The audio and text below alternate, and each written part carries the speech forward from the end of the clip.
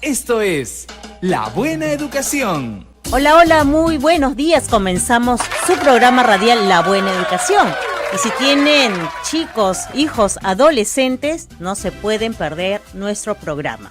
¿Por qué? Porque vamos a conversar sobre los conflictos y justamente vamos a conversar sobre cómo podemos aprender a solucionar los conflictos y cómo nosotros desde el rol de padre de familia los podemos ayudar.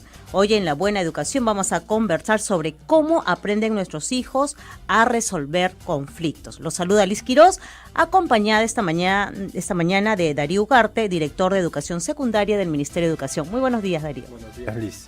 Ya saben, entonces la pregunta para ustedes es ¿cómo les enseñan a sus hijos adolescentes a solucionar los conflictos? Nos pueden llamar a las siguientes líneas telefónicas: 222-0575, 222-0580, 222-0711, y ustedes que están en provincias nos pueden llamar a la línea gratuita 0824-82. Y por supuesto no dejen de escribirnos, comentar, hacer también sus consultas a través de las redes sociales, nuestro Facebook Cambiemos la Educación. La pregunta de hoy es: ¿cómo le enseñas a tu hijo adolescente a solucionar conflictos? Y esta mañana también tenemos un caso, para comenzar, un testimonio de un adolescente que queremos compartir con ustedes. Escuchemos. En un trabajo grupal lo asignaron para una fecha y entonces acordamos reunirnos un día, y María, que era la jefa de mi grupo, ella es muy responsable, le importan mucho sus notas, nos citó para hacer el trabajo un día, ya casi una semana antes de la presentación, y yo no pude asistir, tampoco pude llamarlos. Entonces al día siguiente, cuando llegué al colegio y quise hablar con ellos, María me dijo que era un irresponsable, que cómo podía hacer eso, y no quiso escuchar la justificación que yo tenía o el por qué no había ido. Nos gritamos y nos peleamos. Entonces, como ella es mujer, ya bueno, yo me fui porque no iba a pelear con una mujer. Luego su amiga Roxana llegó y hablé con ella y le conté lo que había sucedido porque no pude hablar con María, y ella me comprendió, me dio mi parte. Luego ella habló con María, estamos resolviendo eso. Ya con el tiempo seguro ya se le va a pasar. Pero sí, tuvimos buena nota y se pudo hacer el trabajo. Bien, el testimonio de un adolescente, Darío Ugarte. ¿Qué te parece este caso? ¿Crees tú que estuvo bien cómo se resolvió? ¿Qué opinas de la reacción del adolescente? Primero es que ese tipo de situaciones se dan normalmente en la escuela, ¿no? Uh-huh. El asunto es cómo respondemos frente a esa situación. Entonces tu pregunta me parece súper pertinente porque en este caso él, lo que he entendido es que él va a buscar a María para disculparse porque no pudo asistir el día anterior, sabiendo que era una reunión importante para cumplir con su tarea, ¿no?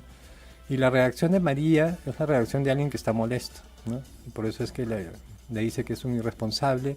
Lo increpa y termina en ese momento la situación de conflicto tensa, ¿no? Y por eso dice se separa.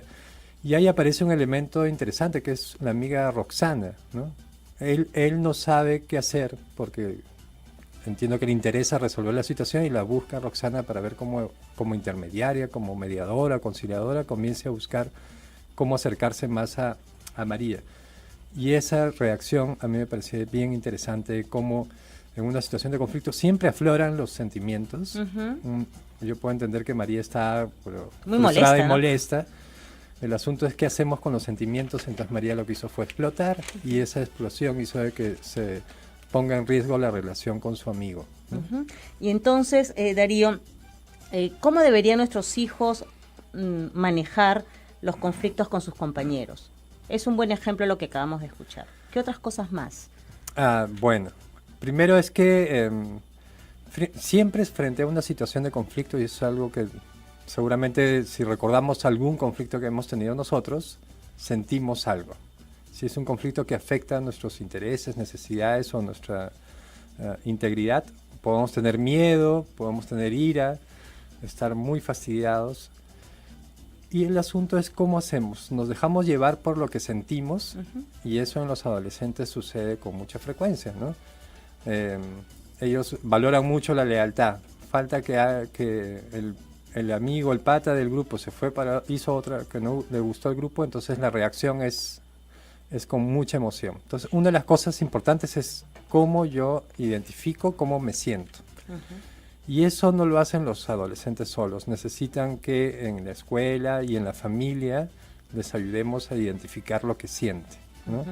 Y sobre eso vamos a conversar también en un momento, porque ¿qué podemos hacer nosotros también desde casa como padres y madres de familia? Estamos conversando entonces sobre nuestros adolescentes y cómo aprenden ellos a solucionar conflictos. La pregunta para ustedes es, ¿cómo le enseñas a tu hijo adolescente a solucionar conflictos? Nos pueden llamar a las siguientes líneas telefónicas.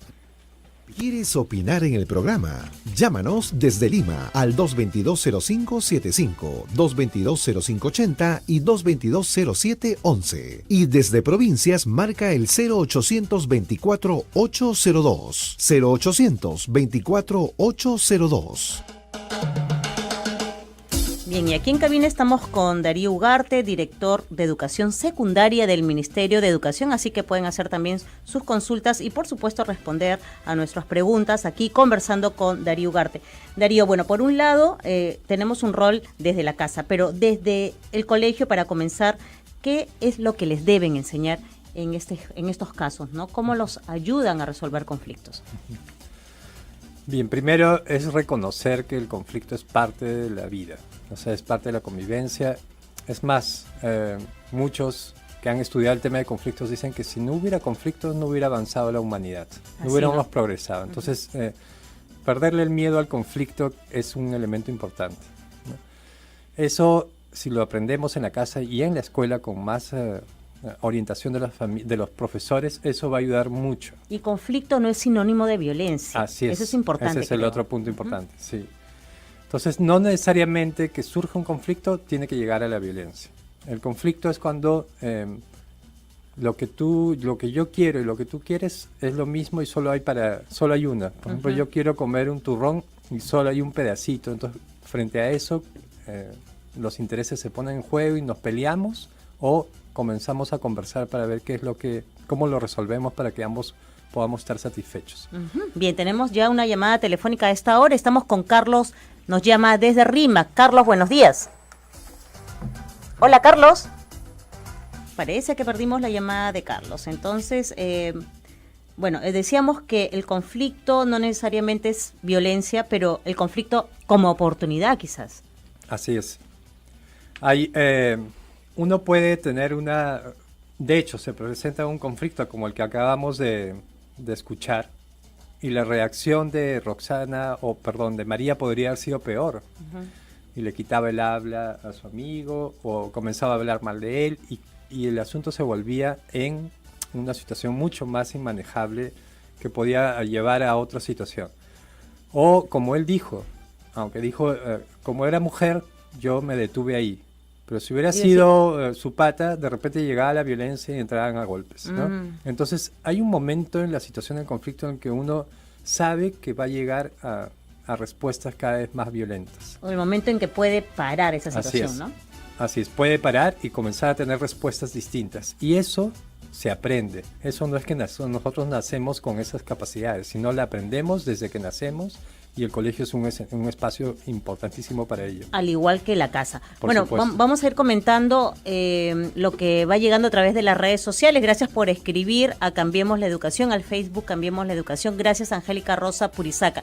Ella nos dice que algunos problemas de conducta vienen de la formación del hogar, que hay padres que entrenan a sus hijos para imponer su criterio, incluso con la fuerza. Y la idea de conciliación y de escuchar a la otra parte no se toma en cuenta, incluso en algunos maestros que no están preparados.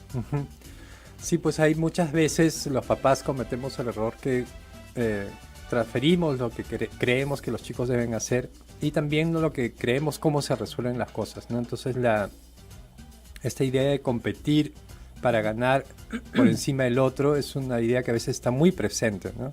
Entonces no importa, el asunto es que tú salgas primero, el asunto es que tu idea sea la que prevalezca, y eso influye luego cuando surge un conflicto. Entonces, cuando surge un conflicto, lo que yo he aprendido por los mensajes y lo que veo en la casa es que hay que imponerse. Pero entonces, en la casa, pero y en el colegio, si encontramos chicos con este tipo de actitudes, ¿no? Que vienen desde el hogar, como nos dice Angélica Purizaca, entonces, ¿qué hacer desde la casa? Desde el colegio, perdón.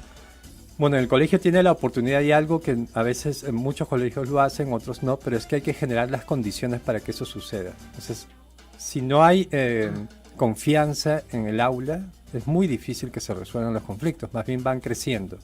Entonces el maestro tiene la responsabilidad de generar un clima de confianza, que los chicos se conozcan más, que dejen de conocer solamente la imagen que tienen de él, sino conocer realmente de quién es, cómo piensa, qué es lo que siente, porque eso va a disminuir mucho los conflictos y cuando suceda uno, va a haber mucho mejores condiciones para resolverlo.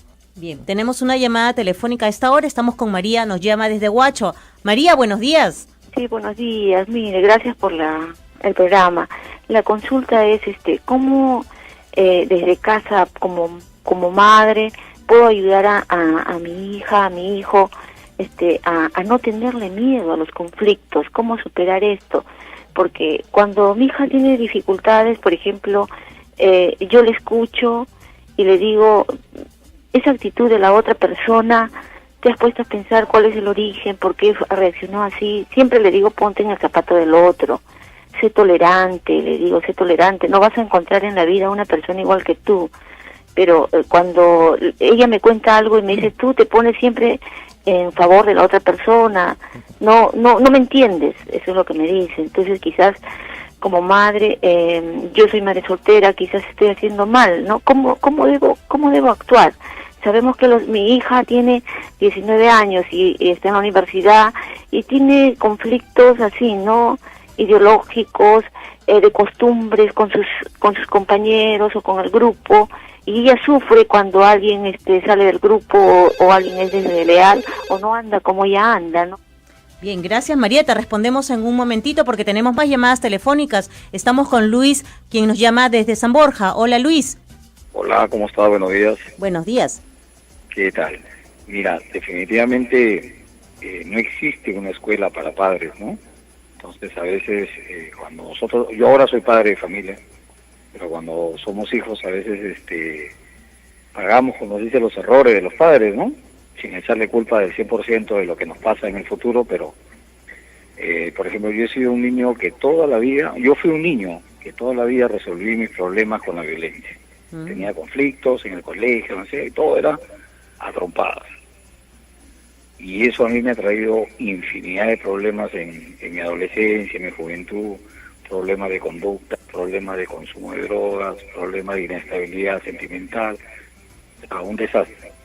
Gracias a Dios en algún momento de mi vida hubo un cambio, ahora bueno ya soy padre de familia, tengo hijos adolescentes, y mira, he podido llegar a que mis hijos no cometan los errores que yo cometí y simplemente... ¿Qué hiciste?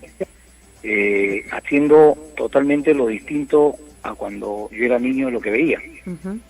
No violencia, no gritos en mi casa, más diálogo, más conversación y constantemente acercarme a mis hijos y decirles si es posible cada hora, cada media hora, cada minuto que los amo, que los quiero, que son los más maravillosos que me ha dado el Dios. Y eso me ha permitido formar un hogar precioso. Luis, muchísimas gracias por tu testimonio, realmente es un testimonio de vida y lo que nos has comentado y la confianza de hacerlo nos ayuda a nosotros también a que los oyentes de La Buena Educación tengan un ejemplo, ¿no? Y una situación y decir que efectivamente sí es posible cambiar. Nosotros nos tenemos que ir a una pausa comercial y regresamos con las respuestas y más llamadas de ustedes, amigos oyentes. La Buena Educación, parte de ti.